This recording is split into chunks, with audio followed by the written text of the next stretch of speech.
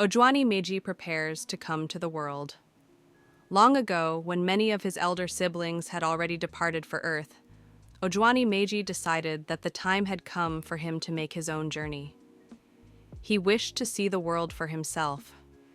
However, the reports from those who had gone before him were unsettling, stories of hardship, misfortune, and challenges that filled him with fear. Determined to prepare himself, Ojuani Meji sought the wisdom of the great Ifa priest in the heavens, Oshukpa, Omo Alasho Arankijo. Oshukpa performed a divination for him and revealed that his path on earth would not be easy. He would face 3 great trials, and if he wished to survive, he needed to make sacrifices before departing. The priest instructed him to offer 3 rats, 3 fish, 3 goats, 3 rams, 3 roosters, and 2 dogs in the following manner: 2 rams for Esu, Abadara, 1 ram for Esu, Jelu, 1 goat for Orisa, 1 goat for Ifa, 1 goat for Sarab, 1 dog for Gun, 1 dog for Balafun, 1 rooster for Uja Atikiriji, 1 rooster for Sonyin, 1 rooster to overcome enmity. Oshukpa warned Ojuani Meji that death would always follow him, lurking in the shadows with a club in hand. He also saw in the divination that Ojuani Meji would face the risk of a long and debilitating illness. However, if he could endure these trials, great wealth and prosperity awaited him in the end. Ojuani Meji took the advice to heart and faithfully carried out all the sacrifices. As a result, even before leaving for Earth, he began to see their powerful effects.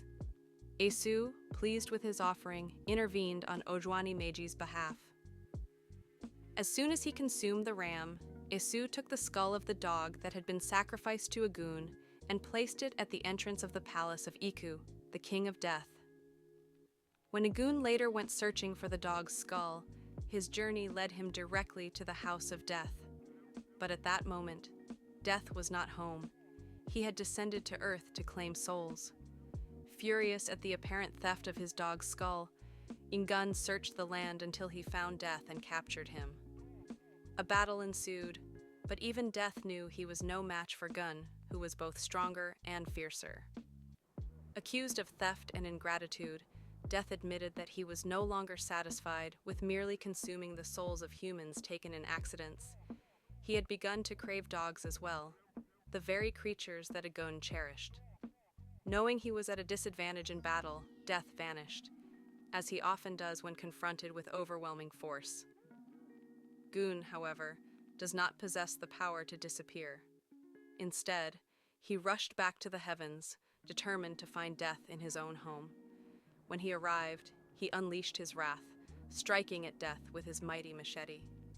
Death, a towering and formidable entity, found the punishment unbearable and called upon his followers to appease Gun. 201 dogs were gathered, and 7 of them were roasted as an offering to Volgun, who had by then caused massive destruction in the heavens. During this chaotic battle, Arun, the deity of sickness and disease, Death's loyal companion, was injured. Unable to continue her pursuit, she was left behind, and in the confusion, Ojuani Meji seized the moment to escape from the heavens and begin his journey to Earth. When the dust finally settled and Gun relented in his attack, Ariyá, long life, and Ajay, prosperity, were freed and able to accompany Ojuani Meji on his path to the world. Thus, the sacrifices made by Ojuani Meji had served their purpose. They created diversions that prevented his obstacles from following him to Earth. This is why those who follow Ojuani Meji are blessed with wealth, longevity, and success. They inherit his wisdom and are always capable of making the same sacrifices he made before embarking on their own journeys. Ojuani Meji binds the hands of his enemies.